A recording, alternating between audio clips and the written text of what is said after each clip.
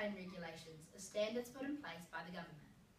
In order for a product to be marketed as organic, it must meet the organic principles in production and processing. So why is this such an important global food systems challenge? It's all about the boom that has happened in the organic food systems. This has come from increased awareness of the difference between organic and inorganic foods. With the huge population increases that we've been experiencing, there's been a greater demand for food. And that means that we've been using science and technology to increase yields at the cost of the organic principles. People are also becoming more health conscious, and therefore they want to know the effects of these chemicals and are changing to organic foods. In changing to organic foods, they want to know the regulations that are in place to make sure their foods that they're buying as organic are organic. Now, the impacts of this regulation of organic foods is widespread across the industry. And an example of a firm that I'm going to use is Kiwi Organics throughout my talk. Kiwi Organics was converted to organic 20 years ago and is based in Tolaga Bay, New Zealand. They specialise in organic maize, of which they make more than 15 products. Now, they have a good understanding of the impacts across the supply chain as both a producer and a processor. They have their mill less than 100 metres down the road, so they do organise both that stuff. Now, the first impact on producers is long-term commitment. As I said with Kiwi Organics, they have been organic for 20 years, but before that they experienced the conversion from a conventional farm into an organic farm.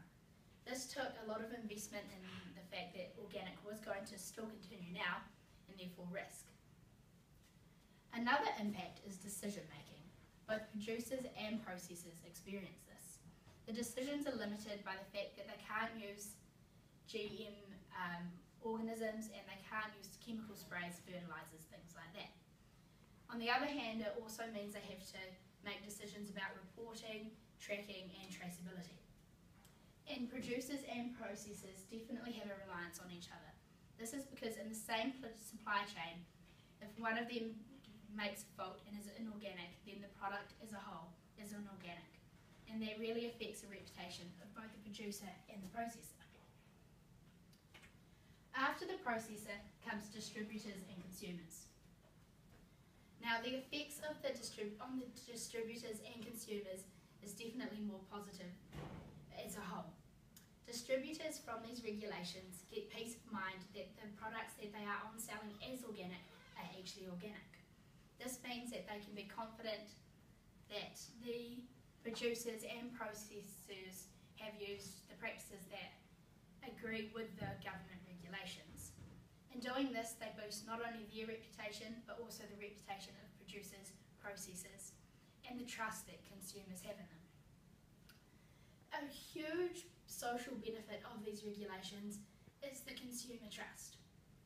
If we know that every single producer and processor is going through this testing of whether they're organic or not, that gives us peace of mind that when we're buying foods for our families, for our friends, and they claim to be organic, they are actually organic.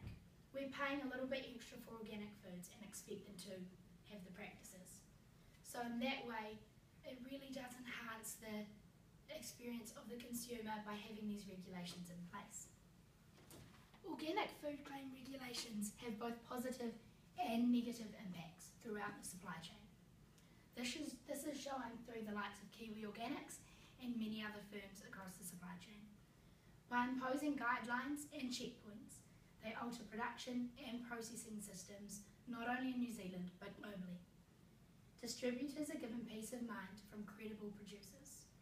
All of this is then passed on to consumers to make informed choices. In this way, the regulation of organic foods by the government really does enhance and is a key global issue in our food systems.